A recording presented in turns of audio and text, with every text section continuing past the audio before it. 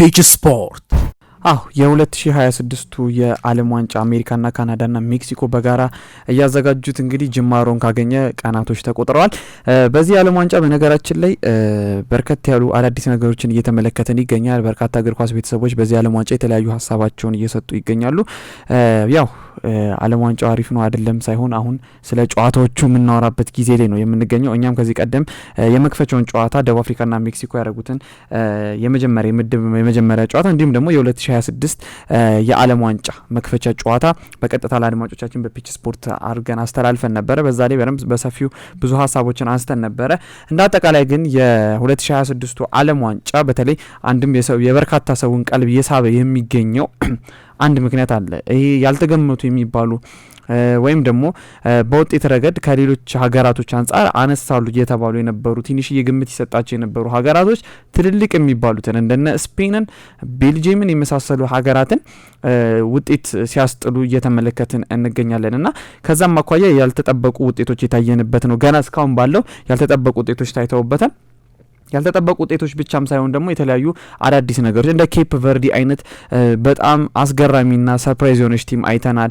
ሌሎችም ነገሮች ተመልክተናል። እንደ አጠቃላይ ግን አሁን የመጀመሪያው የዛሬ ርዕሳችን የሚሆነው የአፍሪካ ሀገራት እንቅስቃሴ ምን ይመስላል በዚህኛው ዓለም ዋንጫ እስካሁን በተመለከትነው፣ ቀጣይስ ምን ሊሆን ይችላል የሚለውን በስፋት ለማንሳት እንሞክር። በመጀመሪያ የአፍሪካ ሀገራቶች አሁን በምድብ የመጀመሪያ ጨዋታዎች ላይ ከተመለከትን አብዛኞቹ በጣም አሪፍ የሚባል ከሀገራት የራሳቸው ደጋፊዎችም እንዲሁም ደግሞ በመላው ዓለም ዘንድ ያስጨበጨበ ውጤት ነው እስካሁን ድረስ እየተመለከተ የምንገኘው። በመጀመሪያ እንደው ኬፕ ቨርዲን እናንሳ። ኬፕ ቨርዲ በነገራችን ላይ ዓለም ዋንጫው ሳይጀምር ራሱ ነው በዚህ በፒች ስፖርት የሬዲዮ ፕሮግራም ላይም እንዲሁም ደግሞ አድማጮቻችን ማየት ይችላሉ በዩቲዩብ ላይም ገብተው ኬፕ ቨርዲ የዚህ ዓለም ዋንጫ ሰርፕራይዝ ሀገር ትሆናለች እያለን እያነሳን ነበር እኔና ተስፍሽ ከዚህ ቀደምና አሁን እንግዲህ ኬፕ ቨርዲ ከስፔን ጋር ጨዋታውን አድርጋ ነበርና 0-0 በሆነ ውጤት ነበረ ጨዋታው የተጠናቀቀው።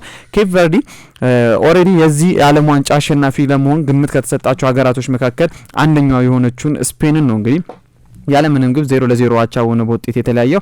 የኬፕ ቨርዲን አጀማመር በርካቶች እያደነቁ ይገኛሉ።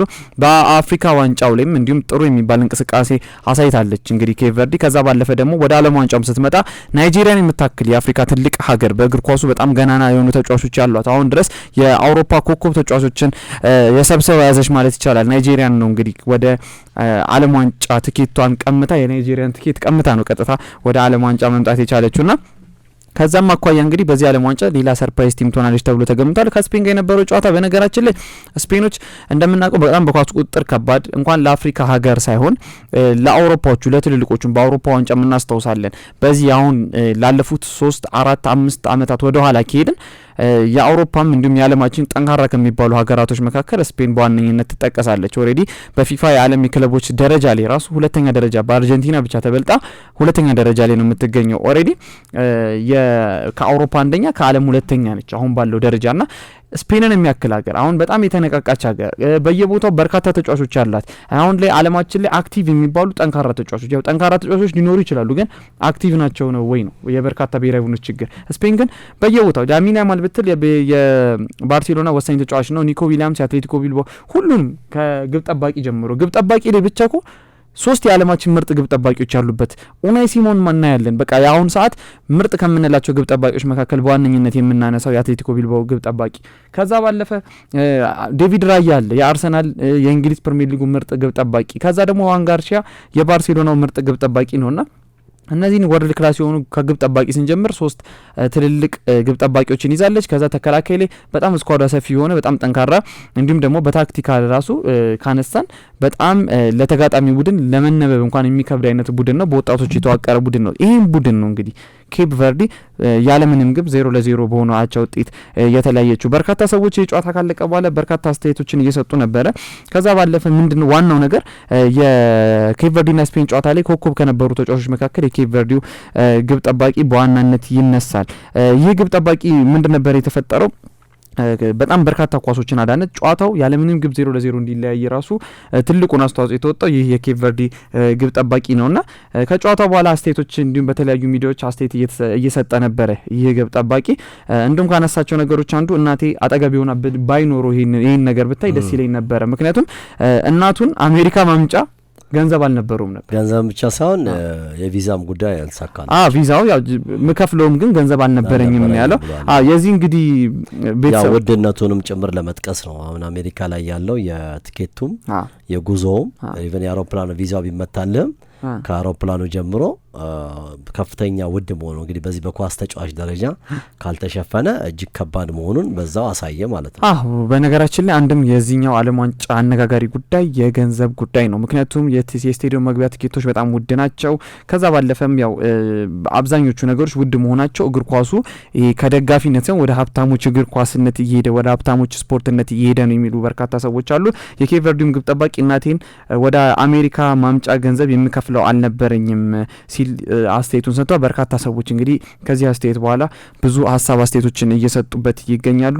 እንግዲህ ይህ ግብ ጠባቂ በነገራችን ላይ ኦልሬዲ ያ ጨዋታ የስፔን ጨዋታ ከኬፕ ቨርዴ የነበረው ጨዋታ ሲጀምር በኢንስታግራም በተለያዩ ሶሻል ሚዲያዎች ላይ 100 ምናምን ሺህ ተከታዮች ነበር የነበሩት 100 ሺህ 200 ሺህ አካባቢ እንደዛ ነበረ። ነገር ግን ጨዋታው ሲያልቅ ግን 1.7 ሚሊዮን ፎሎወሮች ነው ያገኘው ከ90 ደቂቃ በኋላ። ከዛ አሁንም በጣም በአሁንዶኛ ስቱዲዮ ከመግባታችን በፊት ባላቅም ከገባም በኋላ ባላቅም በጣም በርካታ ሚሊዮን ተከታዮች እየበዙለት ነው የሚገኙት። እንዲሁም ደግሞ በርካታ ሰዎችም እያነሱት የሚገኘው አሁን ፎሎወሩ ራሱ ከሀገሪቷ የህዝብ ቁጥር ይበልጣል እና ሙሉ ሀገሪቷ እንኳን ፎሎ ቢሉት እሱ ተሰውዬ ቢከተሉት በማህበራዊ ሚዲያዎች ከዛ በላይ ሆነም እና ያሳየው ብቃትና የነበረው ነገር በጣም በርካቶች እንዲወዱት አድርጎታል ማለት ነው። ይግብ ጠባቂ ምናልባት እዚህ ላይ አናኔ ለምሳሌ ለነ ስፔን ምናምን ግባቸው ለነ ፖርቹጋል ለነ አርጀንቲና ግባቸው ዓለም ዋንጫ መብላት ማሳካት ነው አይደለም። ሌላ ደግሞ ለምሳሌ አፍሪካ ሀገሮች ደግሞ እንደው በተደጋጋሚ ይሄ ዋንጫው ስላልመጣ ሴሚ ፋይናል 4 ውስጥ ገብተናል። ከዚህ ውስጥ 4 ውስጥ መግባት ለዋንጫ መድረስ ትልቅ ስኬታቸው ሊሆን ይችላል። ለኬፕ ቬርዴ ግን ከስፔን ዋንጫ ከምትበላው በላይ ስፔንን ማሸነፍ ትልቅ ግብ ነው። እግር ኳስ ሁሉም የየራሱ ግብ ነው ያለው። ምክንያቱም ስፔንን በማሸነፏ ኬፕ ቨርዴ ምናልባት ይሄ ተጫዋች በግሉ ይሄን ያህል ፎሎወር እንዳገኘ ሁሉ ኬፕ ቨርዴ ማነች የኳስ ትልቁም እግር ኳስን የምንወድበት ዓለም ህዝብ ሊወድበት የቻለው ኬፕ ቨርዴ የምትባል ሀገር ከምድር ካርታ ላይ እንዳለች የማያውቁ ሰዎች አሉ። ላቲን አሜሪካ ውስጥ ያሉትን ሀገሮች በሙሉ አንተ አታውቅም። ለምሳሌ ጓያና ብትል የተወሰነ ሰው ጓያና ሄደ ወይ ስለ ጓያና የሰማ ሰው ነው ሊያውቅ የሚችለው። ስፖርት እንደዚህ ነው፣ ያስተዋውቃል። እግር ኳስ የዓለም ህዝቦችን ያስተዋውቃል። እና ስለዚህ በነገራችን ላይ አሁን ለኬፕ ቨርዴ ተከላክለው የሚሆን በበረኛ የሚሆን በተከላካይ የሚሆን ቡድኑ በጣም ጠንካራ ነው። ከስፔን ላይ አቻ ወጥተ ቅድም እንዳልከው ደግሞ ናይጄሪያን ጥለህ ማለፍ ዓለም ዋንጫ ላይ መሳተፍ ራሱ ትልቅ ድል ነው። አንዳንድ እግር ኳስ ሰዎች ወይ እግር ኳስን በደንብ የማያውቁ ሰዎች አፍሪካ ዋንጫ ብናልፍስ ተሸንፈን ለምን መጣው ይላሉ። የመጀመሪያ ግብህ ብዛ መድረስ ነው። ከዛ በኋላ ደግሞ የሆነ ግብ ይኖራል። እንደ አቅምህ ነው ግብ የምትዘረጋው። አንዳንዴ ከአቅም በላይም ልታመጣ ትችላለህና ለኬፕ ቨርዴ ዋንጫ ከመብላት በላይ ነው ስፔንን ማሸነፍ። የኬፕ ቨርዴ ብሔራዊ ቡድን በነገራችን ላይ በአሁኑ ሰዓት በአፍሪካ በጣም ሰርፕራይዝ ቲም በጣም ጠንካራውን ቡድን እየሆነ የመጣ ቡድን ነው። እንደምንመለከተው በጣም የተዋቀሩ ናቸው። ከዚህ ቀደም አንስቼዋለሁ። ዓለም ዋንጫ ላይ እግር ኳስ ችሎታ መሆኑ ይቀርና የሀገር ፍቅር ወዳድነት ወይም ደግሞ ለሀገራቸው በርካታ ተጫዋቾች የሚሰጡት የደም ወይም ደግሞ በጣም ጠንካራ ያልበገር ባይነት ስሜት ይሆናል እና በዛም አኳያ ስብስብ ስላለ ብቻ አይደለም፣ ትልልቅ ተጫዋቾች ስላሉ ብቻ አይደለም፣ ወይም ደግሞ የተጫዋቾች ኳሊቲ በሀገሪቷ ብሔራዊ ቡድን ላይ ከፍ ስላለ ብቻ አይደለም። መዋሃድ፣ የሀገር ፍቅር ስሜት አሁን እኔ በባለፈው በኳታሩ ዓለም ዋንጫ ላይ ካነሳን የአርጀንቲና ብሔራዊ ቡድንን ማንሳት እንችላለን። ምን ያህል የሀገር ፍቅር ስሜት ለማሸነፍ የነበራቸው ጉጉት እንዴት ዋንጫውን እንደሰጣቸው ተመልክተናል። ጥንካሬውም እንዳለ ሁሉ ቡድኑ በጣም ጠንካራ ነው። ከዛ መዋሃዱን ማንሳት እንችላለን። ነገር ግን አሁን ለምሳሌ በዓለም ላይ ግን ከተመለከትን በጣም ውድ ተጫዋቾች በጣም ዓለም ላይ በጣም ተፈላጊ ተጫዋቾች የነበራቸው እንደነ ብራዚል፣ እንግሊዝ የመሳሰሉ ሀገራቶች አሉና እነሱ ያን ያህል እንኳን በውጤት ሲያሸበርቁ አላየንም። ያለፉትን አመታት ከተመለከትን በእርግጥ ብራዚል በዓለም ዋንጫ ታሪክ በጣም በርካታ ዋንጫዎች ያላት ትልቁ ሀገር ነች። በእግር ኳሱም ቀዳሚ ሀገር ነች። እንግሊዝን ግን ካነሳን ረዥም አመታትን ዋንጫ ማሳካት አልቻሉም በታሪካቸው። ብዙ ጊዜም ደግሞ እንደነዚህ አይነት ውጤቶች ጫፍ እየደረሱም ሲመለሱ ተመልክተናልና ይህን እናነሳውም ሊያነሳውት ለምንድን ነው የሀገር ፍቅር ስሜት ከዛ ባለፈ አልበገር ባይነት የዛ ደግሞ የተጫዋቾቹ መዋሃድ 11 ምርጥ ተጫዋቾች ኖሮ በኋላ ግን ተጫዋቾቹ የማይዋሃዱልህ ከሆነ ምንም ጥቅም የለውም ዓለም ዋንጫ ላይና ዓለም ዋንጫ ላይ እግር ኳስ ችሎታ መሆኑ ይቀራል የምለው በተደጋጋሚ ለዛ ነውና የኬፕ ቨርዲ በግብ ጠባቂ በነገራችን ላይ በኢንስታግራም ብቻ 6.3 ሚሊዮን ፎሎወር ነበር ያገኘው ከዚች 90 ደቂቃ ጨዋታ በኋላ። ኦሬዲ አሁን ዓለማችን ላይ አሉ ከሚባሉ ትልልቅ ተጫዋቾች የማይተናነስ ተከታዮችን ነው በሶሻል ሚዲያ ማፍራት የቻለው። በጣም ድንቅ ግብ ጠባቂ ነው ይሄ ግብ ጠባቂ። እንዳጠቃላይ ግን የኬፕ ቨርዲን እናጠቃለው የአፍሪካ ሀገራቶች ሌሎችም ስለሚቀሩን የኬፕ ቨርዲ ብሔራዊ ቡድን ግን እኔ እንዳጠቃላይ ራሱ አሁን ዓለም ዋንጫ ላይ በጣም ሰርፕራይዝ ቲም ቀጣይ ጨዋታዎችንም ራሱ ወደፊት የሚገፋ በጣም ጠንካራ ብሔራዊ ቡድን እንመለከታለን ብዬ አስባለሁ። ከረጅም ጊዜያቶች በኋላ አንድ ሰርፕራይዝ ቲም በዓለም ዋንጫ ከአፍሪካ በኩል ልናገኝ እንችላለን። በእርግጥ በኳታሩ ዓለም ዋንጫ የሞሮኮ ብሔራዊ ቡድን ሳይጠበቅ እስከ ግማሽ ፍጻሜ ድረስ ሄዶ በፈረንሳይ ብሔራዊ ቡድን እንደወደቀ እናስታውሳለን። አራት ውስጥም የአፍሪካ ሀገራቶች በዓለም ዋንጫ ታሪክ አራት ውስጥ ገብተው አያውቁም ነበር ረጅም ጊዜና በዚህ በኳታር ዓለም ዋንጫ ሞሮኮ ሰብረው ይህንን ገድል አራት ውስጥ ገብታ እንደነበረ እናስታውሳለንና አሁን ደግሞ ምናልባት የአፍሪካን ሀገራቶች ከአራቱም አልፈው እንደም ወደፊት የሚገፉበት ሁኔታ የሚመጣ ይመስላል። አጀማመሩን ስንመለከተው ትልልቅ ሀገራቶች ላይ ብልጫ ወስደው ከብልጫውን በላይ ደግሞ ውጤቶችና ነጥቦችን እየተጋሩ እየወጡ ያለበትን ሁኔታ ነው እየተመለከተን የሚገኘው። ሌላኛው የአፍሪካዊቷ ሀገር ደግሞ ከተመለከትን ግብጽን ነው የምናነሳው። ግብጽ ከቤልጂየም ጋር ጨዋታውን የመጀመሪያ ምድብ ጨዋታውን አድርጋ ነበር እንደምናስታውሰው። መሐመድ ሳላህ ምናልባት የመጨረሻው ዓለም ዋንጫ በርካታ የእግር ኳስ ቤተሰብ እየጠበቀው ያለው ነገር ይመስለኛል። ምናልባት ከዚህ በኋላ በርካታ አመታቶችን በእግር ኳስ ሌላ እንመለከተው እንችላለን። እድሜውም እየገፋ ነው ይሄ ተጫዋች። እንደምናስታውሰው ደግሞ በእንግሊዝ ፕሪሚየር ሊግ ከሊቨርፑል ጋር እንደተለያየ ይፋ የሆነ ተጫዋች ነው። ቀጣይ ማረፊያው የት ነው ሌላ አጠያቂ ጉዳይ ነው። ነገር ግን ይህ ተጫዋች በበርካታ እግር ኳስ ቤተሰቦች ዘንድ የሚወደድ በበርካታ አፍሪካውያን ዘንድ የሚወደድ ከዛ ባለፈ ደግሞ በርካታ አፍሪካውያን የሊቨርፑል ደጋፊ እንዲሆኑ እንኳን ያደረገው ድንቅ ተጫዋች ነው። በእንግሊዝ ፕሪሚየር ሊግ ታሪክ ከታዩ ድንቅ ተጫዋቾች መካከል ያለማጋነን ይህን ተጫዋች ስም አለመጥራት በጣም ከባድ ነው። በርካታ ጎሎችን አስቆጥሯል። ከእንግሊዝ ፕሪሚየር ሊግ በርካታ ግብ ካስቆጠሩ ተጫዋቾችም ስም ተርታ መሰለፍ ችሏል ማለት ነው። ይህ ተጫዋች ታዲያ ከግብጽ ጋር ታሪክ ሊሰራ ይሆን የሚለው ሌላኛው የሚጠበቅ ነገር ነው። በዚህ ዓለም ዋንጫ ግብጽ ከቤልጂየም የመጀመሪያ ምድብ ጨዋታውን አድርጋ 1-1 በሆነ አቻ ውጤት እየመራች ነበር በነገራችን ላይ ግብጽ። ከዛ በኋላ ነው እንግዲህ ቤልጂየሞች ግብ ያስቆጠሩት የነ ሮሜሮ ሉካኩ የነ ኬቨን ዲብሮይና የነ ጄሬሚ ዶኩ የመሳሰሉ ተጫዋቾች ጥምረት ቤልጂየም በጣም በነገራችን ላይ ቤልጂየም እንደምናስታውሰው ላለፉት ዓለም ዋንጫዎች ምናልባት ከብራዚሉ ዓለም ዋንጫ ብንጀምር ከዛ ባለፈ ደግሞ የሩሲያው ዓለም ዋንጫ ግፋቢልም የኳታሩ ዓለም ዋንጫ ወደ ኋላም ከሄድን በጣም በኮከቦች የታጀበ እንዲሁም ደግሞ በጣም ወርቃማ ትውልድ የነበረው ድንቅ ብሔራዊ ቡድን እንደነበራት እናስታውሳለን። ረጅም ጊዜ ራሱ በፊፋ የዓለም የክለቦች ደረጃ ላይ አንደኛ ደረጃ ላይ ተቀምጣ እንደነበረም እናስታውሳለን። ረጅም ጊዜ የነ ሮሜሮ ሉካኩ የነ ኤደን ሃዛርድ የነ ድረስ መርተንስ የነ ፌላኒ የመሳሰሉ የነ ኬቨን ዲብሮይነ ከነ ቲቦት ኮርቷ ጀምሮ እነ ኮምፓኒን እነ ቬርቶንገን በርካታ ተጫዋቾችን ማንሳት እንችላለን።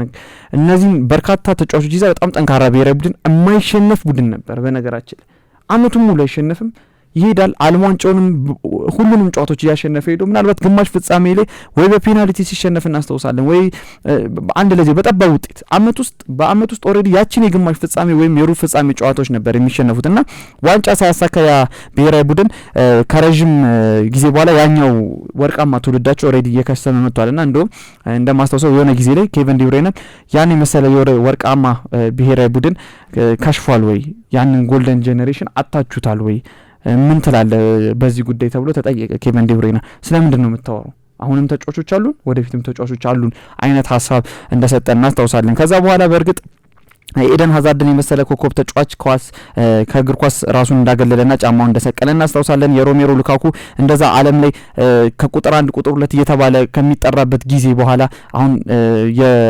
የአቋሙ ነገር አሽቆልቁሎ ክለቦች ላይ ያለ መረጋጋት ቼልሲ ገብቷል፣ ኢንተር ሚላን ገብቷል፣ ከዛ ባለፈ ናፖሊ ገብቷል። ብዙ ክለቦችን ማካለሉ ይሄ ተጫዋች አንድም የአቋሙ መውረዱን ያስተመለክተናል። ኬቨን ዲብሮይነ እድሜ ገፍቶ እንግዲህ ከስቲ ቤት ተለይቶ አሁን ናፖሊ ነው የሚገኙና በጉዳትም ይህ ተጫዋች ኦልሬዲ ኮንሲስተንሲ እየሆነ አይደለምና ይሄን ተጫዋቾች እነዚህን ተጫዋቾች ማጣታቸው ያው ወርቃማ ብሔራዊ ቡድናቸው እንዳጡት እናስታውሳለንና ነገር ግን አሁንም ቢሆን በወጣቶች የተገነባ እና ጄሬሚ ዶኩን የመሳሰሉ በስቲ ቤት ቁልፍ የሆነ ተጫዋች ራሱ ኬቨን ዲ ብሩይነ ከልምድ ጋር እነ ሮሜሎ ሉካኩን የመሳሰሉ ትልልቅ ተጫዋቾችን ይዘው እነ ኦናናን ማንሳት እንችላለን። አማዶ ኦናና በመሃል ሜዳ ላይ እነዚህን የመሳሰሉ ትልልቅ ተጫዋቾችን ይዘው ነው እንግዲህ ለዚህ ዓለም ዋንጫ የቀረቡት። ታዲያ ከግብጽ ጋር በሚያደርጉት ጨዋታ እኔ በግብጽ ረገድ ስለ ግብጽ ብሔራዊ ቡድን አንሳ ካልከኝ በነገራችን ላይ ግብጽ ብሔራዊ ቡድን አንድም ምናልባት ከማጥቃት ውጪ ሌላው ክፍሏ በጣም ደካማ የነበረ ነው እኔ ካነሳሁት። ከዚህ ቀደምም አይተናል ከኢትዮጵያ ብሔራዊ ቡድን ጋር ራሱ ተጫውተን ተመልክተናል።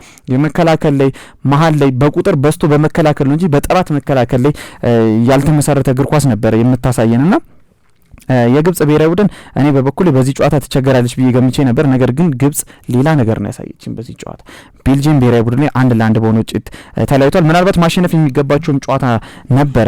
ግብጽና ቤልጂየም ካደረጉት ጨዋታ ግብጽ ማሸነፍ የሚገባ ጨዋታ ነበር። በጣም ጥሩ የሚባል ጨዋታ ሳይተናል። ትልቁም የምድቡን ትልቁን ቡድን ኦሬዲ ነጥብ ተጋርተው ወጥተዋል። ወደፊትም እንደሚሄዱ አንድ ምልክት የሰጡበት ጨዋታ ነበር ማለት እንችላለን። ሌላኛው የአፍሪካ ምናልባት ጠንካራው ሀገር እናስታውሳለን ላለፉት አመታትም ለአፍሪካ ወርቃማ የሚባል ብሔራዊ ቡድን ይዛ ወደ ዓለም ዋንጫው እየሄደች የምትገኘው ሞሮኮን ነው የምናነሳው። ሞሮኮ አሁን ካነሳዋቸው ብሔራዊ ቡድኖች በላይ እስከ 4 ውስጥ እስከ ግማሽ ፍጻሜ ድረስ የምትጠበቅ አንድ የአፍሪካ ሀገር ጥራ ብትባል በመጀመሪያነት የምትጠራው ሞሮኮን ነው። ምናልባት አድማጮቻችን በርካታ እግር ኳስ ቤተሰብ ያው ዓለም ዋንጫ ላይ ለዋንጫ የሚገመቱ ትልልቅ ሀገራቶች ናቸው። አሁን ለምሳሌ እንደነ ፈረንሳይ፣ አርጀንቲና፣ ምናልባት ፖርቹጋል፣ እንግሊዝ የመሳሰሉት ሀገራቶች ናቸው። ነገር ግን ላለፉት አመታት ከተመለከትን ክሮሺያ እስከ ፍጻሜ ስትደርስ ተመልክተናል።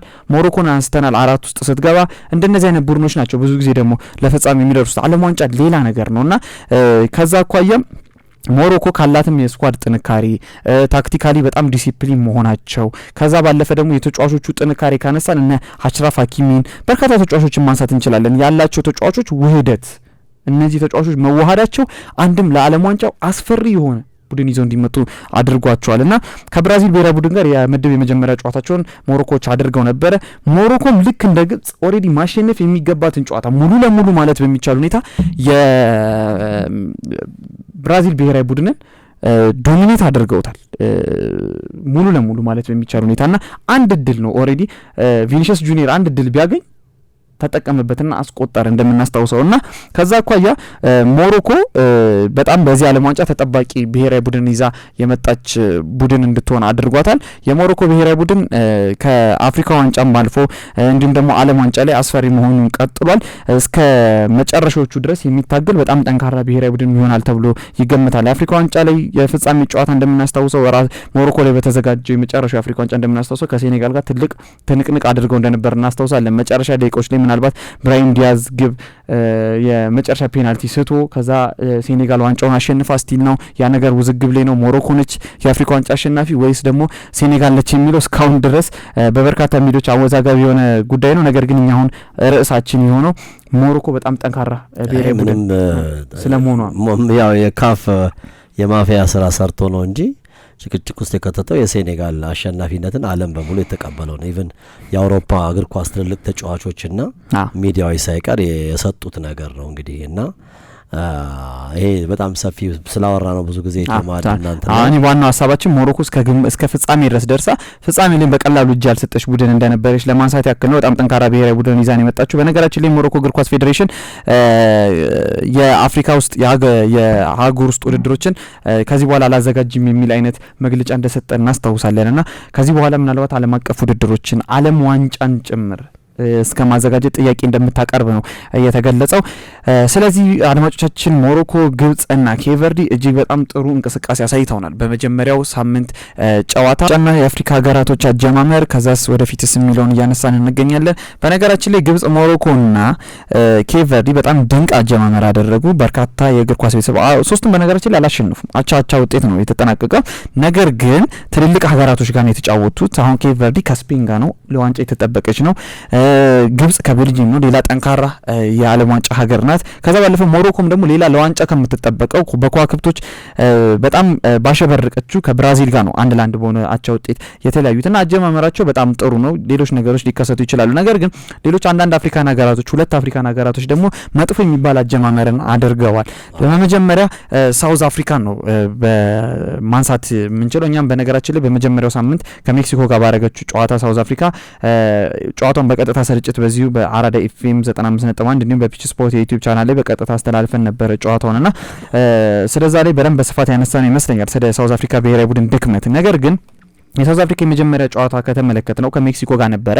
እኔ እንደ አንድ ቡድን በተጫዋቾች ጥራት ምናምን አይደለም እዛ ጋር እያነሳው የነበረው ምንድነው በዋናነት ማንሳት ያለብን የሳውዝ አፍሪካ ተጫዋቾች ከሜክሲኮ ጋር ባረጉት ጨዋታ የፍላጎት ማጣት በስፋት ያየነበት ነበረ። 2 ቀይ ካርድ አይተዋል። ኦሬዲ ለሁለተኛና ለሶስተኛው ጨዋታ ለምድብ ሁለተኛና ሶስተኛው ጨዋታ ምርጥ ሶስተኛውን እንኳን ለማለፍ ሁለተኛውን እንኳን ለማለፍ በጣም ፍላጎት ማጣትና በጣም የሚጎዳቸውን ውጤት ነበር ያስመዘገቡት። ውጤቱ ሽንፈቱ እንዳለ ሆኖ የግብዳው እንዳለ ሆኖ እንደገና ቀይ ካርዶችን የተመለከትንበት ነው። ያን ጨዋታ የተመለከትነው ብዙም ጥሩ የሚባል አጫወትን አልተመለከትም እንደ ተጫዋቾቹ። እንደ አሰልጣኙም ከተመለከትን 5-6 ኦሬዲ ወደ 8 የመከላከል ባህሪ ያላቸውን ተጫዋቾች ነው ወደ ሜዳ ይዞ የገባው። ኦሬዲ ጨዋታው ሳይጀመር ነበር ሽንፈቱን ተቀብሎ የገባው ማለት ይቻላል። የዓለም ዋንጫ ጨዋታ ነው። ስለዚህ መከላከል አማራጭ ሊሆን ይችላል፣ ምንም ችግር የለው። ሞሮኮን እኮ በጣም በመከላከሉ እያደነቅን ነው የምንገኘው አይደል እንዴ?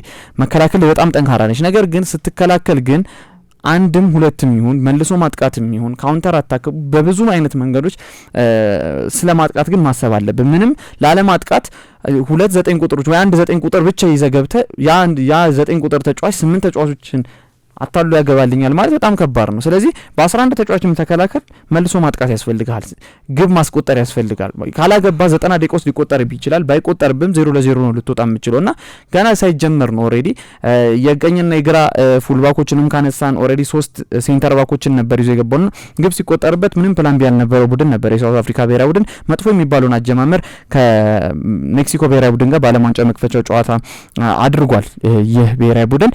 ሌላኛው ደግሞ መጥፎ የሚባል አጀማመር ያደረገችው የአፍሪካዊት ሀገር ቱኒዚያ ነች። ከስዊድን ባረገችው ጨዋታ 5-1 በሆነ ውጤት ሽንፈትን አስተናግዳለች ቱኒዚያ።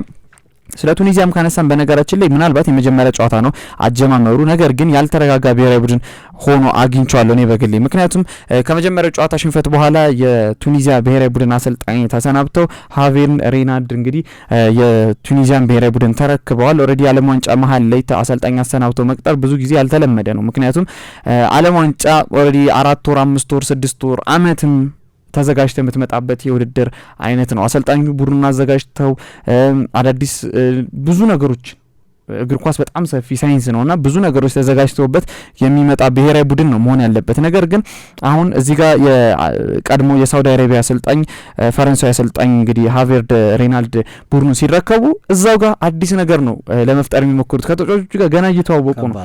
እና ከባድ ነው። በእርግጥ ግን ያው የቱኒዚያ ውሳኔ በእርግጥ አሰልጣኙ ጥሩ ካላረገል እዛ ጋር ፈጣን ውሳኔዎችን ማድረግ አለበት። አንደኛ በአንድ ጨዋታ፣ ሁለተኛ ደግሞ ቀድመህ አትሰራም ወይ ነው። እንደዚህ አይነት ጥርጣሬ ካለ አሁን እኮ በአንድ ጨዋታ እኮ አትወሰንም፣ ግን ቀድሞም ያለ መግባባቶች በሰፊው ነበሩ ማለት ነው።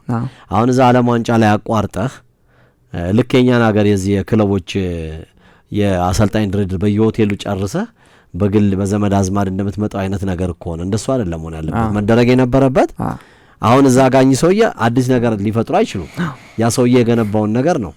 አሁን ኃላፊነቱን ማን ሊወስድ ነው? አሰልጣኙም ኃላፊነት አይወስድም እኮ። አሁን የሚመጣውም አሰልጣኝ ኃላፊነት አይወስድም። ዞሮ ዞሮ ፌዴሬሽኑ ሊወስድ ነው ማለት ነው። ግን አሁን ወይ ለዛኛው ሰጥተው ቢሆን ኖሮ ኃላፊነቱን ይወስድ ነበር እና ይሄ በፍጹም ከቱኒዚያ የማይጠበቅ ነው። ያው የአፍሪካዊነት ስሜታቸው የመጣ ይመስላል። በነገራችን ላይ ፋስት የሚባል ትራንዚሽን የሚያመጡ ቶሎ ቡድንን የሚያዋህዱ አይነት አሰልጣኞች አሉ በቶርናመንት ላይ። ይሄ ምናልባት ዓለም ዋንጫ ስለሆነ ይከብዳል ነው እንጂ አሁን ለምሳሌ በሻምፒዮንስ ሊግ ላይ ምናምን ከተመለከትን ኦልሬዲ ግማሽ ፍጻሜ ላይ ምናምን አንድ አሰልጣኛን ቡድን ይረከበውና ወዲያውኑ ዋንጫ እንዲበላ ያደርገዋል። ተጫዋቾቹን እንደ አዲስ ማነቃቃት ሊኖር ይችላል። ምናልባት የቱኒዚያ መልበሻ ክፍል ውስጥ ችግር ሊኖር ይችላል። ተጫዋቾች አሰልጣኙ ላይ ኩርፊያ ኩርፊያ ሊኖራቸው ይችላል። በብዙ አንግሎች በእርግጥ ማሰናበታቸው ልክ ሊሆን ይችላል ነው፣ ግን እንደ አንድ ብሔራዊ ቡድን ስትመለከተው ግን በጣም ከባድ ሊሆን ይችላል።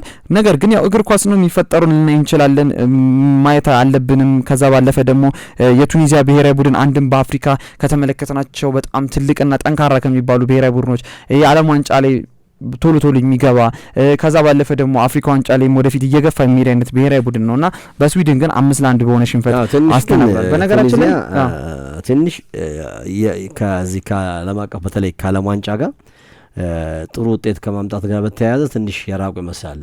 ብዙ ነገራቸውን ስታይ አሁን መሰለህ የዚህ ማኔጅመንት ችግር ነው። ማኔጅመንት አሁን እነዚህ አረብ ሀገራት ወይም በሰሜን ያሉ ሀገራት ከኛ የተሻለ ማኔጅመንት ለአውሮፓኖች ይቀርቡ ነበር። አሁን ግብጽ፣ ሞሮኮ ምናምን ብታነሳ ቅርበትም ስላላቸው ቀረብ ቢሉ ነበር። በዛም ጥሩ ጥሩ ውጤቶችን ሲያመጡ እናይ ነበር። አሁን ግን የቱኒዚያ በጣም የቆየ ይሄ የፖለቲካው ቁርሾ ወደ ፌዴሬሽን ውስጥ ሲገባ ልክ አሁን በቃ ወደ ሌሎች አፍሪካ ሀገራት የምታየው ነገር ነው የሚመጣው። ምዕራብ አፍሪካ ሀገራት ላይ ያለው አሁን ናይጄሪያ ወድቃለች አይደል? ናይጄሪያ የተጫዋቾች የአፍሪካ ብራዚል ማለት ነች። ተጫዋቾች የሚፈልሱባት የሚፈሩባት ሀገር ነች እንደ ካሜሮን። ይሄ የፌዴሬሽን ችግር ነው፣ የአመራር ነው። ባይዘው እግር ኳስ የአንድ ሰው የሁለት ሰው ወይም የ11 ተጫዋቾች ወይም 26 የሚመሩት ተጫዋቾች አይደለም። ከስታፍ ጀምሮ እኮ ከኒውትሪሽን ከምን ከበረኛ አሰልጣኝ አርሰናል አይታል የበረኛ አሰልጣኙ በረኛው እንዴት እንደቀየረው የነዚህ ስታፎች። ከዛ በኋላ ደግሞ ፌዴሬሽኑ ደካማ ከሆነ የሚመራው አካል ደካማ ከሆነ የውጤት ይዛ ነው እና ይሄ በቃ ቀድመህ ስራህን አልሰራም ማለት ነው። በአንድ ጨዋታ ወይም ሰውየው ከሄደ በኋላ የምትቀይር ከሆነ በቃ ይሄ የወረደ በቃ አፍሪካ ውስጥ የምታየው ነገር ነው። ከቱኒዚያ የምንጠብቀው እግር ኳሳቸውም እየወረደ እንደሚሄድ በዚህ ነው የምታውቀው። ያው በእርግጥ አድማጮቻችን ግን ያው እንደዚህ ስንል ምንድነው ዓለም ዋንጫው ላይ አሁን ምናልባት በአዲስ አሰልጣኝ በአዲስ መንፈስ ሁለቱንም ጨዋታ አሸንፈው ጥሩ ውጤት ሊያመጡ ይችላሉ። ነገር ግን ሎተሪ ነው እሱን አሁንም እነሱ ግን አለመረጋጋት ዋጋ ሊያስከፍል ይችላል ነው የኛ ሀሳብ። ሞር ፕሮባብሊ ደግሞ አሁን ቀደም እንዳልከው ተጫዋቾች እኮ ራሱ ያኛውን አሰልጣኝ የሚደግፉ አዲሱን አሰልጣኝ የሚደግፉ የመከፋፈል ነገር ይኖራል። ገብቷል? እና ትክክል አይደለም። ኤኒዌይስ ሎተሪ ከደረሰ ሰውየው ገድ ቀንቶት ሎተሪ ከደረሰ አይነት ነገር ነው እንጂ ደካማ ጎን የሚበዛበትና የመሸነፍ እድል የሚበዛበት ነገር በጣም የሰፋ ነው። እንግዲህ እናስተውሳለን። በቅርቡ ነው እንግዲህ ሃቪየር ሬናልድ ከሳውዲ አረቢያ ብሔራዊ ቡድን ተሰናብተው የነበረው። አሁን እንግዲህ እኛ አሰልጣኝ ወዲያውኑ በፍጥነት ወደ አሜሪካ ተጉዘው ቡድኑ እንደሚረከቡ እየተነገረ ይገኛል ማለት ነው። ታዲያ አድማጮቻችን የቀሩ ምን አስታወሰ የመሰለ እኛ ጋር አንድ በጣም ትልቅ ማከብረው አሰልጣኝ ነው በኢትዮጵያ ብሔራዊ ቡድን በተለያዩ በሴት ብሔራዊ ቡድን እንዲሁም ደግሞ በተለያዩ ክለቦች ላይ የሰራ አሰልጣኝ ነውና አንዱን ክለብ በቃ ይዞት ሊወርድ ትንሽ ጊዜ ነው የቀረው። ሊወርድ በቋፍ ላይ ነው። ከዛም በኋላ ከዛ ክለብ ጋራ ካቅሜ በላይ ነው መስራት አልችልም፣ የግል ህይወቴ ላይ ችግር አጋጥሞኛል ምናምን ብሎ በስምምነት ወጣ ከክለቡ ሊወርድ ተቃርቧል። አስብ ቢያንስ ያንን ክለብ ማዳን ጥሩ ነው እና በቃ ችግር ላይ ነኝ ያለሁትና ልቀቁኝ ብሎ ለቆ በሳምንት ነው 15 ቀን ባልሞላ ውስጥ የትኛው የወንዶቹን የሴቶቹ ግን አልናገርም የብሔራዊ ቡድን አንዱ ብሔራዊ ቡድን ፈረመ እና ኦልሬዲ ይሄ ከመጋረጃ በስተጀርባ ወይም ደግሞ የሚያልቁ ነገሮች አሉ። ቀድሞ ይሄኛውን ለመያዝ እዚህ ጋር ያለውን ለቀ እዚህኛው ግባ የቡና ቤት የሚያልቅ ነገር በቃ እንደዚህ አይነት ነገሮች እንግዲህ ፌዴሬሽኖች ጠንካራ ሆነው ካልሰሩ ፌዴሬሽኖቹ ራሱ ቋሚ ካልሆኑ ህግ የሚያከብሩ ካልሆኑ እንዲህ አይነት ነገሮች ይፈጠራሉ። አሁን አፍሪካን እየጎዳት ያለው ይሄ ነው። አድማጮቻችን እነዚህን አነሳን እንጂ አፍሪካ ሀገሮች ገና ደግሞ የመጀመሪያ የምድብ ጨዋታቸውን ያልተጫወቱ ደግሞ ትልልቅ የአፍሪካ ሀገራቶች አሉ። አንድም ልክ እንደ ሞሮኮ ወደፊት በደንብ በመግፋት በዘንድሮ ዓለም ዋንጫ በብዙዎች ዘንድ የተጠበቀችው ወደፊት ትሄዳለች ተብሎ የተጠበቀች የምትገኘው የሴኔጋል ብሔራዊ ቡድን ነው። ሴኔጋል በነገራችን ላይ ዛሬ ምሽት 4 ሰዓት ላይ ከፈረንሳይ ብሔራዊ ቡድን ጋር የምድብ የመጀመሪያ ጨዋታዋን ታደርጋለች። በጣም ድንቅ ጨዋታ ይሆናል ተብሎ ይጠበቃል። ፈረንሳይ እንደምናውቀው ላለፉት 2 ዓለም ዋንጫዎች በሩሲያ ዓለም ዋንጫ ሻምፒዮን ነበረች። ከዛ ባለፈ ደግሞ በቀጣዩ በኳታር ዓለም ዋንጫ ላይ እስከ ፍጻሜ ድረስ በመድረስ በፔናልቲ ሹቶት በአርጀንቲና ተሸንፋ እንደተሰናበተችና ቃልን ሁለቱንም ዓለም ዋንጫ ላይ ጠንካራ ሀገር ብትኖር በእንደ ዓለም ዋንጫው ፈረንሳይ ብሔራዊ ቡድኖች በኮከቦች የታጀበች ነች። ከዛ ባለፈ በዚህኛው ዓለም ዋንጫ ምን ታሳየን ይሆን? በጣም የበርካቶች በጉጉት የሚጠብቁት ነው። በነገራችን ላይ የሩሲያን ዓለም ዋንጫ ስታሳካ ፈረንሳይ ብሔራዊ ቡድን የነበራት የተጫዋቾች ስኳድና የኳታሩ ዓለም ዋንጫ ከ4 ዓመት በኋላ የኳታሩን ዓለም ዋንጫ ስታሳካ የነበራት ስኳድ በቃ ኮምፕሊትሊ የተለያየ ነው። አዳዲስ ተጫዋቾች ናቸው። በ4 አመት ውስጥ አዲስ ትውልድ አፈራች ማለት ነው። ምናልባት የሩሲያን ዓለም ዋንጫ ስናነሳ እነ ሁጎ ሎሪስ ከግብ ጠባቂ ጀምሮ ከዛ ባለፈ በርካታ ተጫዋቾችን ማንሳት እንችላለን። እነ ሳሙኤል ኡሚቲቲ በተከላካይ ቦታ ላይ እንመለከታቸው እንደነበሩ እነ ቤንጃሚን ፓቫርድ በቀኝ ምን አይነት ድንቅ ተጫዋች እንደነበረ ያስመለከተን ሰዓት ነበረ። እነ ንጎሎ ካንቴ፣ ፖል ፖግባ የመሳሰሉ ተጫዋቾች ነበሩ ቡድን ውስጥ። እነ ግሪዝማንን ለማንሳት እንችላለን። በዛን ጊዜ በጣም ቁልፍ የሚባሉት የፈረንሳይ ብሔራዊ ቡድን ተጫዋቾች እንደነበሩ እናስታውሳለን። እነ ማቱዊዲን ምናምን። ከዛ በኋላ ከ4 አመት በኋላ በቃ እንደዛ አስፈሪ የነበረው ብሔራዊ ቡድን እንደገና ፈርሶ ሌላ ደግሞ አስፈሪ ቡድን ተገንብቶ እንደመጣ እናስታውሳለን። ፓቫርድን አነሳን፣ በጁሊየንስ ኩንዴ ተተካ፣ አዳዲስ ተከላካዮች መጡ። ግብ ጠባቂው ጎሎሪስ ነበረ፣ አሁን ማይክ ማኛል ሆነ። በኳታሩ ዓለም ዋንጫ ላይ በቃ አዲስ ብሔራዊ ቡድን ነው። አረ ምንድን ያሳዩን ይችላል ተብሎ እየተጠበቀ ባለበት ሰዓት እስከ ፍጻሜ ሄደው አልበገርባይ። ምናልባት በሁለቱም ዓለም ዋንጫ ላይ የነበሩትን ካነሳን እንደነ ግሪዝማንን፣ ኪሊያን ኤምባፔ በሩሲያ ዓለም ዋንጫ ገና ብቅ ያለበት በበርካታ እግር ኳስ ቤተሰብ ይህንን የእግር ኳስን ይቆጣጠራል ተብሎ በርካቶች ተስፋ የጣሉበት በጣም ድንቅ ብቃቱን ያሳየበት ዓለም ዋንጫም እንደነበር እናስታውሳለንና የተለየ ብሔራዊ ቡድን ይዘው መጡ። አሁን ደግሞ ከኳታር ዓለም ዋንጫ ደግሞ አንጻር ስንመለከተው በዚህኛው ዓለም ዋንጫ ደግሞ አዳዲስ የሚባሉ ሌሎች ኮከቦችን አምጥተው ሌሎቹን ደግሞ ትተው የመጡበት እነ ማይክል ኦሊሴን በዚህ ዓለም ዋንጫ ነው የምንመለከተው። ኦሊሴን የመሰለ በአሁኑ ሰዓት የዓለማችን ምርጥ የሚባለው የቀኝ የአጥቂ ስፍራ ተጫዋች ነው። ምባፔ ይሻለ፣ ዴምቤሌ ኦሬዲ ዴምቤሌ እኔ እንደ አዲስ ተጫዋች ነው የምቆጥረው አለ በሌሎቹም ዓለም ዋንጫ ላይ እንደምናስታውሰው። ነገር ግን በባለፈው የነበረው ዴምቤሌና አሁን ያለው ዴምቤሌ ሌላ ነው። ያኔ ምርጥ ተጫዋች ነው። አሁን ደግሞ የዓለማችን ምርጡ ተጫዋች ሆኖ ነው የመጣው። ባሎን ዶርን አሸንፎ ፒኤስጂ ቤት እንደ አዲስ ተወልዶ የመጣ በጣም ድንቅ ተጫዋች ሆኖ ነው የመጣውና ከዛ አኳያ በርካታ አዳዲስ ተጫዋቾች እነ ራያን ቼርኪን የመሳሰሉ ወጣት ተጫዋቾችን ወደ ቡድኑ ቀላቅለው አዲስ ብሔራዊ ቡድን ነው ይዘው የሚያስመለክቱን። የሴኔጋል ብሔራዊ ቡድን ካነሳን ደግሞ እንደ አፍሪካ ሀገራት ደግሞ ገምቱ ከተባለ ቀደም ሲል እያልኩ ነበር በዋናነት ሞሮኮን ነው። ከዛ ቀጥሎ ደግሞ ሴኔጋልን ነው። ሳዲዮ ማኔ የመጨረሻው የዓለም ዋንጫ የሚሆንበት በነገራችን ላይ በርካታ ትልልቅ ተጫዋቾች ይሄኛው ዓለም ዋንጫ የመጨረሻቸው ይሆናል ተብሎ እየተገመተ ይገኛል። በየብሔራዊ ቡድኑ ትልልቅ ተጫዋቾችን እየተመለከትን ነው። ሳዲዮ ማኔም ምናልባት የእግር ኳስ ኦሬዲ ይሄ ወደ መጨረሻዎቹ ዘመናቱ እየቀረበበት የመጣበት ጊዜ ነውና ከዛም አኳያ የመጨረሻው ዓለም ዋንጫ ይሆናል ተብሎ ይጠበቃል። ከሴኔጋል ብሔራዊ ቡድን ጋር አዲስ ታሪክ መጻፍ ይፈልጋል። በአፍሪካ ዋንጫ በደጋግሞ ታሪክን ጽፏል። አሁን ደግሞ ዓለም ዋንጫ ላይ እስከ ወዳኛው ድረስ የማይረሳ ትልቅን ስም በሴኔጋል ዘንድ ነገራችን ላይ ትልቅ ብሔራዊ ጀግናቸው ነው ለሴኔጋል ሕዝብ። ምክንያቱም ዓለም ዘንድ ላይ ሴኔጋል ሲባል ራሱ በመጀመሪያ ሳዲዮ ማኔን የመሰለ ተጫዋች ወደ ጭንቅላታችን እንዲመጣ ያደረገ በጣም ጠንካራ ተጫዋች ነው። ከዛ ባለፈ ለሴኔጋል የሰራውን ስራ አንድ ሙሉ ፕሮግራም ሰርተን ከዚህ ቀደም ለአድማጮቻችን አቅርበን እንደነበር እናስታውሳለንና ትልቅ ብሔራዊ ጀግናቸው ነው።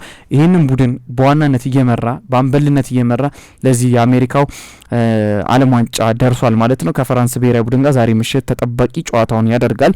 ሌላኛው የአፍሪካዊት ሀገርን ካነሳን ደግሞ አልጄሪያን ነው የምናነሳው። አልጄሪያ በነገራችን ላይ ሌላኛዋ ጠንካራ የአፍሪካ ሀገር ነች። ትልልቅ ተጫዋቾች በአውሮፓ ዘንድ ያላት በአውሮፓ ትልልቅ ሊጎች ያላት ትልልቅ ተጫዋቾችን የያዘች ትልቅ ሀገር ነች። በነገራችን ላይ አልጄሪያም ከአርጀንቲና ጋር ነው የመጀመሪያ ምድብ ጨዋታውን የምታደርገው። ሌላኛው ተጠባቂ የአፍሪካ ሀገር ነች። እስከ አልጄሪያ እስኪ ድረስ ትደርሳለች የሚለው በበርካቶች ዘንድ ተጠባቂ ነው ማለት ነው። ሌላኛው ደግሞ ሰርፕራይዝ ቲም አሁን ልክ ኬፕ ቨርዲን እንዳነሳ ነው ሌላኛው በጣም ተጠባቂዋ ሀገር ደግሞ ዲሞክራቲክ ሪፐብሊክ ኮንጎ ነች። እንግዲህ ኮንጎንም ቀደም ሲል እንዳነሳን ናይጄሪያን ነው እንግዲህ ኮንጎም በመጨረሻ በፕሌይኦፍ በነገራችን ላይ ከምድብ ይወድቁና እንደምናስታውሰው ያለፉት ሀገራቶች ታውቀው እንደገና ደግሞ በፕሌይኦፍ ይሄ ምርጥ ሶስተኛ እንደሚባለው ተሰብስበው 4 ሀገራቶች ይመጡና ሴሚፋይናል ያደርጋሉ። ማለትም ጥሎ ማለፍ። ታዲያ ለፍጻሜ ማንና ማን ይገናኛሉ? ኮንጎና ናይጄሪያ። ታዲያ ናይጄሪያ ሁለተኛ እድሏን የሚያጣችው በኮንጎ እንደነበረ እናስታውሳለን። ኮንጎ ናይጄሪያን አሸንፋ ወደ ፕሌይኦፍ ገባች። ከዛ በኋላ ደግሞ ከሀጉራቱ የተውጣጡ ከነጃማይካ ጋር ከየተለያዩ ሀገራቱ ጋር የተውጣጡ ሌላ ፕሌይኦፍም አልፋ ነው እንግዲህ ለዚህ ዓለም ዋንጫ የበቃችው። ኮንጎም ሌላ ሰርፕራይዝ ቲም ትሆናለች ተብሎ ይጠበቃል። ምክንያቱም በአፍሪካ ዋንጫ የሚያሳየችን ድንቅ ብቃት እናስታውሳለን። ከዛ ባለፈ ደግሞ በፕሌይኦፉ እንደሚታየው ድንቅ ብቃት ተጠባቂዋ ሌላኛዋ የአፍሪካ ሀገር እንድትሆን አድርጓታል ማለት ነው። የመጀመሪያ ምድብ ጨዋታው ከፖርቹጋል ጋር ነው የሚሆነው ማለት ነው። በነገራችን ላይ ስለ ፖርቹጋል ካነሳን አድማጮቻችን በርካታ የዓለም እግር ኳስ ቤተሰብ ሙሉ ማለት ይቻላል ሁሉም የእግር ኳስ ቤተሰብ በጉጉት የሚጠብቀው አንድም በዚህ ዓለም ዋንጫ አንድ ብሔራዊ ቡድን ቢኖር ፖርቹጋል ነው። ምክንያቱም በዓለም እግር ኳስ ታሪክ በዚህ ዘመን ሁለት ትልልቅ ተጫዋቾችን አይተናል ብዬ አስባለሁ። እኔ በግሌ ሊዮኔል አንድሬስ ሜሲና ክርስቲያኖ ሮናልዶ ሁለቱም እግር ኳስ ተጫዋቾች ያላሳኩት ነገር የለም በእግር ኳስ ህይወት ዘመናቸው። ሊዮኔል አንድሬስ ሜሲም ክርስቲያኖ ሮናልዶም በርካታ ዋንጫዎችን፣ በርካታ የግል ክብሮችን አንዳንድ የግል ክብሮች ምንላቸው ይሄ አንዳንድ ሽልማቶችን ራሱ በእነሱ ብቻ ያወቅነው አለ አይደል? በሮናልዶና በሜሲ ሁሉንም ሪካርዶች ጠራርገው ለዚህ እግር ኳስ ቤተሰብ ትልቅ የሚባሉ ድንቅ እግር ኳስ ተጫዋቾች ናቸውና አንድ ዋንጫዎች ይቀራቸው ነበር፣ ሁለቱም ዓለም ዋንጫ። ሊዮኔል አንድሬስ ሜሲ በኳታሩ ዓለም ዋንጫ የመጀመሪያውን ዓለም ዋንጫ አሳካ። ታዲያ የቀረው የሚባለው ትልቁ ክብር ዓለም ዋንጫ ነበረ፣ እሱን አሳካ። ታዲያ አንደኛው ማን ነው? ክርስቲያኖ ሮናልዶ። ይህ ተጫዋች ዓለም ዋንጫን የመጨረሻ ጊዜ ያሳካና እግር ኳስ ህይወቱን ይደመድማል የሚለው በበርካቶች ዘንድ በክርስቲያኖ ሮናልዶ አድናቂዎች ዘንድ በጉጉት ይጠበቃል።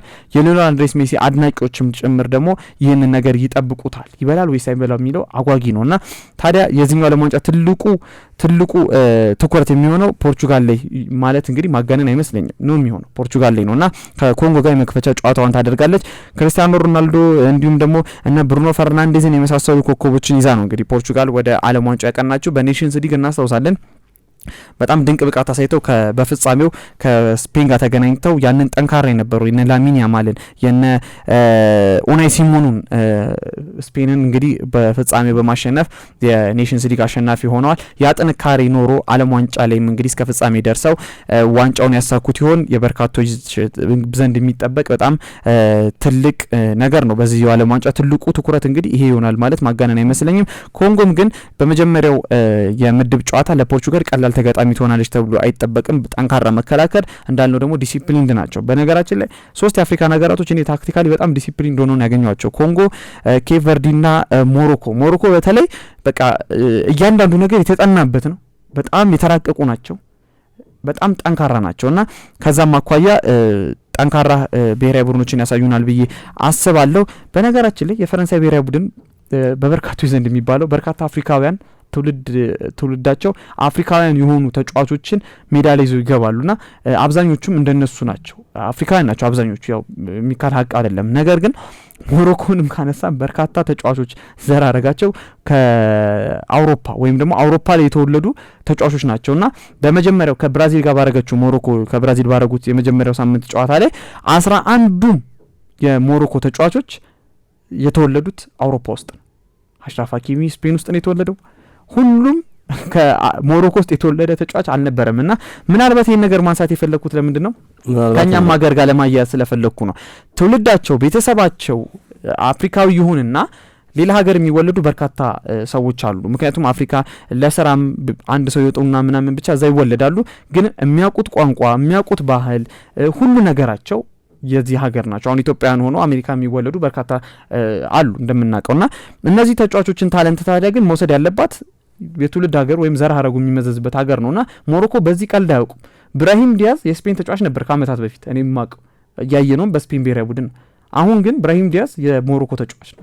ዜግነቱን እሱ ላይ ምን መሰለ ራሱ ተጫዋቾቹም አሁን ስፔን ላይ ቢቆይ እድሉን የማግኘት ከሱ ጋር ይገናኝ። አሁን ብራሂም ዲያዝ የዓለማችን ምርጡ የ10 ቁጥር ተጫዋች ነው ለምለ ሌላም ነገር አለ ተጨማሪ ስላቋረጥከኝ ነው። አንደኛ እድሉን እንደ ልብ የማግኘት አሁን ለምሳሌ እሱ በቦታው ላይ ተፎካካሪ ቢኖረው ቀጥተኛ ተፎካካሪ ቢኖረው እድሉን አይሰጠውም። አሁን ለምሳሌ ስፔን ብሔራዊ ቡድን አይተናል እንግዲህ ያው ብዙ ሰዎች እንግዲህ ማን ያልፋል ብሎ ነበር፣ በረኛ ማን ይሆናል ተብሎ ነበር የሚጠበቀው። ማን ነበር ያልፋል ተብሎ የሚጠበቀው? ዴቪድ ራያ ባለው አቋም እንግዲህ ትልቁ ሊግ እንግሊዝ ሊግ ሆኗል። በጣም ተፎካካሪነት ያለው ይጠበቃል። አሰልጣኙ ግን የራሳቸውን ቦታ ወሰዱ። ለምሳሌ ልክ እንደነዚህ በረኞች ተመጣጣኝ ችሎታ ሲኖርህ የማድላት ነገር ይኖራል፣ ዘረኝነቱ ይኖራል። በርካታ ተጫዋቾች እኮ ለአውሮፓ የተጫወቱ ትውልድ ሀገር የኖሩበት ያደጉበት አያቶቻቸው አባቶቻቸው የኖሩበት ሀገር ስለሆነ ኦልሞስት ደማቸው ወደዛ ያመዝናል። ዘር አረግህ ነው የሚመዘዘው እንጂ ኦልሬዲ አንተ ተወልደህ ያደግክበት አካባቢ ነው አካባቢ የሚባለው ብለው ግን እነ ባላቶሊ እኮ ስንት ያውላ ታሪክ እየሰራ ዘረኝነት ሲደርስባቸው አይተናል። እነ ሳካ ሪጎሬ ሲስሉ የተሰደቡትን ነገር አይተናል አይደለም እንዴ በዚሁ በዓለም ዋንጫም በአውሮፓ ዋንጫም ላይ እና ስለዚህ እንደዚህ አይነት ነገሮች ይሄ መንገድ ላይ የምትሰደበው ምናምን ነገሮች ወደ ሀገር እንድትመለስ ያደርጋሉ። ሌላው ግን ያንተ ትክክል ነህ። ላጠናከር የምፈልገው ሞሮኮ በዚህ እጅግ በጣም ጠንካራ አመራር ያላት ጠንካራ የእግር ኳስ ፌዴሬሽን ያላት ጥሩ አመራር ያላት ወደ አውሮፓ የምትቀርብም ሀገር ስለሆነች ትልቅ ነገር ነው ይሄን ማድረጋቸው። አንዱም አንድ አድማጫችን በዚህ በአቢሲኒያ ስፖርት የቲክቶክ ላይቭ ላይ እንደውም ሴኔጋልና ፍራንስ ጨዋታ የመጀመሪያ ሳምንት ጨዋታ አላቸው እያልኩ እያወራው ነበርና ሁለቱም አፍሪካ ሀገራቶች ናቸው። አፍሪካ ከአፍሪካ ነው የሚጫወተው የሚል አይነት ሀሳብ ሰጥቶኛልና ያው ምንድነው ሞሮኮዎችን ደግሞ አፍሪካኖች በጣም ትልቅ ተስፋ አለባቸው። አፍሪካ ራሷ አፍሪካ ተስፋ አርጋ ከምትጠብቅባቸው አንዷ ሞሮኮ ነች። አዎ ግን ምን ይላሉ አብዛኛው ሰዎች ፈረንሳዮችን እንደ አውሮፓ ውስጥ አሉ ነው እንጂ አፍሪካውያን ናቸው ብለው ነው የሚያስቡት። እንደውም ደግሞ በተቃራኒው ደግሞ ሞሮኮን ካነሳን ደግሞ ሞሮኮ አፍሪካ ውስጥ ተገኘች እንጂ ኦሬዲ አውሮፓ ነች ነው የሚባለው። ኦሬዲ በነገራችን ላይ እነሱም ያነሱት ነበረ አፍሪካን ከመቀረብ በላይ ወደ አውሮፓ የመቀረብ ቴንደንሲያቸው በጣም ሰፊ ነውና ከስፔን ጋር በጣም ትልቅ ትስስር አላቸው ባይዘው ለዛም ነው እኮ ታሪካዊ አሁን ጣሊያን እኛን ከዛ ርቃ ነው እዚህ ምስራቅ አፍሪካ መጣች አይደለም። እነሱ በዛ በኩል ቅርብም ናቸው ከፍተኛ ትስስርም አላቸውና ቀኝ የመገዛዛትም ነገር ብዙ ነገሮች አሉ። ኤኒዌይስ ግን አሁን ይሄንን ፈረንሳይ ላይ ጫና ራሱ እየተፈጠረባት ያለው በዘረኝነት ጉዳይ ነው። አውሮፓ ውስጥ ካሉ ሀገሮች ዘረኝነት የለም እያልኩ አይደለም፣ ግን ፈረንሳይ የተሻለ ነው ዘረኝነቱን በመቀነስ። ለምን በጥቁር አብዛኛው ጥቁሮች አፍሪካኖች አሁንም ድረስ በነጻነት የሚኖርባት ሀገር ነች ፈረንሳይ። ችግር የለም እያልኩ አይደለም፣ የቱ ይበዛል ነው። አሁን ስቴዲየሞች ውስጥ እንደ ስፔን እንግሊዝ በቴክኖሎጂና በቅጣት እየተጠቀሙ ነው። ይሄ የዘረኝነቱ ነገር ይቀንሳል። ስፔን ከዛ ደግሞ ጣሊያንም አለ ይቀንሳልና አሁን ፈረንሳይ እያደረገችው ያለችው ከዘረኝነት ነጻ የሆነ ጥቁሮችን የሚያከብር ለምሳሌ አንተ እኮ ሀገርህ የሚባለው ቢያንስ እናት አባትህ እዛ ተወልደው አንተ እዛ ተወልደህ አያትህ አሜሪካ ሀገር ነው አሜሪካዊ ነውና አሜሪካ አትሄድም።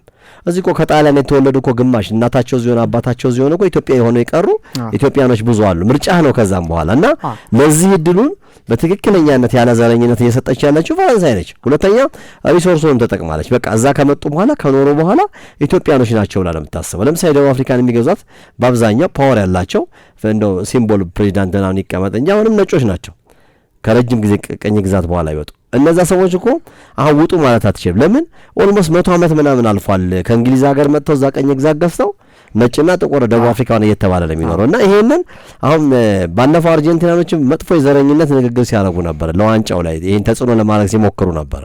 እነሱ ጥቁሮችን አጥፍተው በነጭ በላይነት አድርገው ተቆጣጥረውታል። ፈረንሳይ ደግሞ ይሄን አላደረገችም። ጥቁሩንም ነጩንም አክብራ የተሻለውን ሪሶርስ አድርጋ የተጠቀመች ነው እንጂ እኮ ሌሎች ነጮች የተሻለውን ሰው አልምትመርጠው በረኛ ተጫዋች ካለ ለነዚህ ሰዎች እድሉን ሰጠች እንጂ እስከ ቅርብ ጊዜ እኮ አይ ቲንክ አንተ አልደረስክበት ይሆናል 20 ዓመት 30 ዓመት ጥቁር እንግሊዛዊ በብሔራዊ ቡድን ውስጥ ማየት በጣም ብርቅ የሆነበት ጊዜ ነበር። በፍጹም በፖሊሲ ደረጃ ጭምር ጥቁር አይመረጥም ተብሎ ለእንግሊዝ ብሔራዊ ቡድን ለጀርመን ብሔራዊ ቡድን ለረጅም ዓመታት እኛ ዓለም ዋንጫዎችን ስናይ የነበረበት ጊዜ ነው። ይሄንን ስላደረጉ ፈረንሳዮች ሊመሰገኑ ነው እንጂ የሚገባው ፈረንሳዮችን የምናጣጥልበት ነገር የለንም። ልክ እንደ አርጀንቲናዎች ጥቁሮችን በተለያየ መንገድ ነቅለው አውጥተው በዘረኝነት የነጩን ቁጥር አብዝተው የጥቁሩን ብዛት አጥፍተው ነው ለዚህ የደረሱት የአርጀንቲናዎች። ያው ታሪካቸውን ከዚህ በማህበራዊ ሚዲያዎቻችንም ሰርተነዋል፣ በሚዲያም ሰርተነዋል። ገብታችሁ የአርጀንቲናን ታሪክ ጥቁሮቹን እንዴት እንዳጠፏቸው። ግን ፈረንሳዮች ግን ጥቁሮችን አክብረው በቃ አንዴ ከኖር ከዛ ሀገር ስላደረጉ ልናንቋሽሻቸው በዚህ በስፖርቱ ዓለምም ልናወግዛቸው የሚገባበት መንገድ የለም። ዝም ብለን ማህበራዊ ሚዲያ ላይ ተለጠፈውን አይተን ብዙዎች ስላወሩት ወይም የተወሰኑ ሰዎች ስላወሩት ብለን እንደውም ለፈረንሳይ ክብር ልንሰጣት ነው የሚገባው። ኢቭን እኮ 2ኛ ዲቪዥን 3ኛ ዲቪዥን በጣም በርካታ ጥቁሮች አሉ። እንደውም እኮ ፈረንሳይ ውስጥ ያሉ ነጭ ዘረኞች ደግሞ ምን ይላሉ? ጥቁሮቹ እድል ከልክለውናል፣ እነዚህ ከሌላ ሀገር የመጡ እንትኖች እድል ከልክለውናል ብለው ተቆራርፈውላ የማይተያዩ አሉ። ፈረንሳይ ዓለም ዋንጫን የበላሽ ጊዜ እኮ ለመጀመሪያ ጊዜ ጥቁርና ነጭ ከጎረቤት ሆነው ሳይነጋገሩ ነው የተነጋገሩበት ተብሎ ለታሪክ ሲወራ አስታውሳለሁ በፈረንሳይ ዓለም ዋንጫና አሁን ፈረንሳዮችን ልናከብራቸው ነው እንጂ ለጥቁሮች እድል ስለሰጡ ልናወግዛቸው ወይም ልናንቋሽሻቸው መገባት ከተቻለ እንደው አንድ እርምጃ ሁለት እርምጃ ፈቅ ብለን ማሰብ አለመቻላችንን ነው የሚያሳየው። በነገራችን ላይ ያው ጋናም እዚህ ዓለም ዋንጫ ላይ ሌላኛዋ የአፍሪካ ሀገር ነች። ያው ስለ ጋና ከነሳን ደግሞ ምንድነው በስፋት ማንሳት ያለብን ጋና ጠንካራ ብሔራዊ ቡድንም አላትም የላትም። ተጫዋቾቹ ያው ዓለም ዋንጫ ሲጀምር እኮ አብዛኛውን ነገር እናውቀዋለን አይደለ? ተጫዋቾቻቸው ምን ላይ ናቸው፣ ምን አይነት ስለልቦና ጥንካሬ ናቸው፣ ምን አይነት አቋም ላይ ናቸው፣ እነዛስ ተጫዋቾች የት ነው የሚጫወቱት፣ ምን ያህል ጠንካራ ናቸው የሚለውን ቀደም ብለን ማየት ስለምንችል ነውና ጠንካራ ብሔራዊ ቡድን ኖራትም አልኖራትም በየአመቱ ወይም በየዓለም ዋንጫው ስትመጣ ሁሉ ጊዜም ጋና ጠንካራ ነች። በቃ ሁሉ ጊዜ ጠንካራች እናስታውሳለን አይደል? በደቡብ አፍሪካው ዓለም ዋንጫ ላይ ከዛ ባለፈም ብዙ ዓለም ዋንጫዎች ላይ ማየት ይቻላልና በጣም ጠንካራ ብሔራዊ ቡድን ይዛ የምትመጣ ሌላኛው የአፍሪካዊቷ ሀገር ነች። የምድብ የመጀመሪያ ጨዋታዋን እንግዲህ ከፓናማ ጋር ነው የምታደርገው። በነገራችን ላይ የጋና ምድብ በጣም ከባድ ምድብ ነው ከሌሎቹ አፍሪካ ሀገራቶች አንጻር ስንመለከተው፣ ምክንያቱም እንግሊዝ ያለችበት ምድብ ነው። ከዛ ባለፈ ክሮሺያ አለች ሌላኛው ጠንካራዊት ሀገር። ምናልባት ሌላኛው ሊስት የሚባለው ትንሹ የሚባለው ግምት የሚሰጠው ለፓናማ ነውና የመጀመሪያውን የምድብ የመጀመሪያ ጨዋታ ከፓናማ ጋር ጋና ኦሬዲ ከዚህ ምድብ ሰርቫይቭ ለማድረግና ለመትረፍ የመጀመሪያውን ጨዋታ ማሸነፍ አለባት የጋና። ስለዚህ በጣም አጓጊ የሚባለው ሌላኛው የምድብ ድልድል ማለት ይሄኛው ማለት ይቻላል። ጋና ይሄንን ምድብ እንደ ምርጥ ሶስተኛም ለማለፍ ሁለተኛም አንደኛም ሆኖ ለማለፍ ግዴታ ፓናማን የፊታችን ሐሙስ ነው ይሄ ጨዋታ የሚደረገውና ግዴታ ማሸነፍ አለባት ጋና ጠንካራ ብሔራዊ ቡድን ይዛ ለዓለም ዋንጫው ቀርባለች። እነ ሴሜኒዮ ማንሳት እንችላለን። በርካታ ተጫዋቾች አሉ። መሐመድ ቅዱስ ምናልባት ከጉዳት ጋር ዊሊያምስ አሉ። የስፔናዊው ኒኮ ዊሊያምስ ወንድም ኢናኪ ዊሊያምስ ራሱ ለጋና የሚጫወተው ቅድም ያነሳነው ነገር ነው። ሁለቱ ወንድማማቾች ለተለያየ ሀገር ነው የሚጫወተው። እዚህ ጋር ራሱ ካነሳ ግን ያው መሐመድ ቅዱስ አንዳንድ መረጃዎች እንግዲህ አልተረጋገጠም። በጉዳት ምክንያት የመጀመሪያው ጨዋታ ላይ ላይሰለፍ ይችላል። በነገራችን ላይ መሐመድ ቅዱስ አንዱ ኮከብ ነው የጋና ብሔራዊ ቡድን። ባለፈው ዓለም ዋንጫ በጣም አስገራሚ ብቃቱን ሲያሳይ ነበር ለጋና። በዛም ዓለም ዋንጫ ባሳየው ብቃት ከአያክስ አምስተርዳም ብዙ ጥያቄዎች ለአርሰናል አቀረበ። እንደምናስታውሰው ቼልሲ ያቀረበ፣ መጨረሻ ላይ ቶተናምን ማቀረበና አርሰናል ከዝውውር መስኮቱ ወጣ ከዚህ ፉክክርና ቼልሲና ቶተናም ብቻ ቀሩ። ከዛ ቼልሲ ዝውውሩን ጨርሶት በደሞዝ ምክንያት ወደ ቶተናም ገባ። ደሞዝ ላይ ከፍተኛ ደሞዝ ባለመክፈሉ ቼልሲና ቶተናም ቤት በአሁኑ አመት ቶተናም በጣም መጥፎ አቋም ሲያሳይ መሐመድ ቅዱስ አመቱን ሙሉ በጉዳት ከውድድር አመቱ ርቆ ነበርና ይሄ ቴምፖ ውስጥ የሚገባ ነው ብዬ አላስብም በዚህ ዓለም ዋንጫ። እኔ በግሌ ምናልባት ሴሜኒዮን ነው እንጂ ከጋና በኩል መጠብቀው የሲቲው ሴሜኒዮ ምናልባት አመቱ ግማሽ ላይ ከቦርንሞስ ሲቲ ፈርሞ ምን ያክል ቡድኑ ሲታደግ እንደነበር እስከ መጨረሻው የፔፕ ጋርዲዮላውን ሲቲ እናስታውሳለንና ከቅዱስ በላይ ሴሜኒዮ በጣም ተጠባቂ ነው። ግን ከዛ ባለፈ ክሮሺያ በጣም ጠንካራ ብሔራዊ ቡድን አላት። ከእንግሊዝ ደግሞ በጣም የምትጠበቅለች። ምክንያቱም ግን እኮ አሁን የመጀመሪያውን ዙር ለማለፍ ምክንያቱም አሁን ለምሳሌ እንደው በመጀመሪያ ኳስ ከገባህ በኋላ ነው የሚታወቀው። በቀድመ ፓናማን ብታሸንፍና ከእንግሊዝና ከክሮሺያ ካንዳቸው ጋር አቻ እንኳን ብትወጣ የመጀመሪያውን ዙር ሞስት ፕሮባብሊ ቀጥታ ማለፍ እድል ይኖራታል። ምክንያቱም በነገራችን የዘንድሮ ዓለም ዋንጫ እንደ ምርጥ ሶስተኛው ነው የሚያልፉት ሀገራቶች ራሱ ወደ 8 አድገዋል። በጣም ብዙ ሀገራቶች ነው የሚያልፉት። ስለዚህ ኦልሬዲ ሶስተኛው መሆን ራሱ ሞስት ፕሮባብሊ የማለፍ እድል ይኖርሃል እና ጋና ሌላኛው ሀገር ነች። እንዳጠቃላይ እነዚህን ይመስሉ ነበር የአፍሪካን ሀገራቶችን። ምናልባት እንግዲህ ጋና የ2010 የዓለም ዋንጫ ትልቁን ስኬቷን ትደግመዋለች ወይ ነው እስከ 8 ውስጥ ለመድረስ 8 ውስጥ ከዛ ለማለፍ ምናልባት እንዳልከው የ2010 የደቡብ አፍሪካ ዓለም ዋንጫ ላይ እንደምናስታውሰው ጋና ከኡራጋይ በጣም 8 ውስጥ የነበር በጣም ድንቅ ጨዋታ እንደነበር እናስታውሳለን።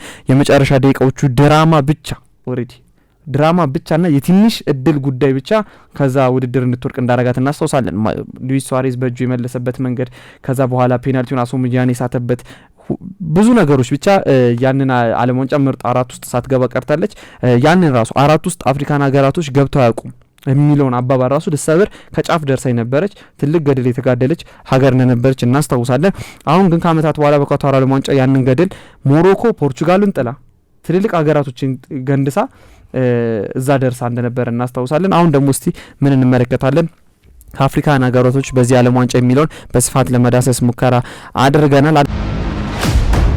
ፒች ስፖርት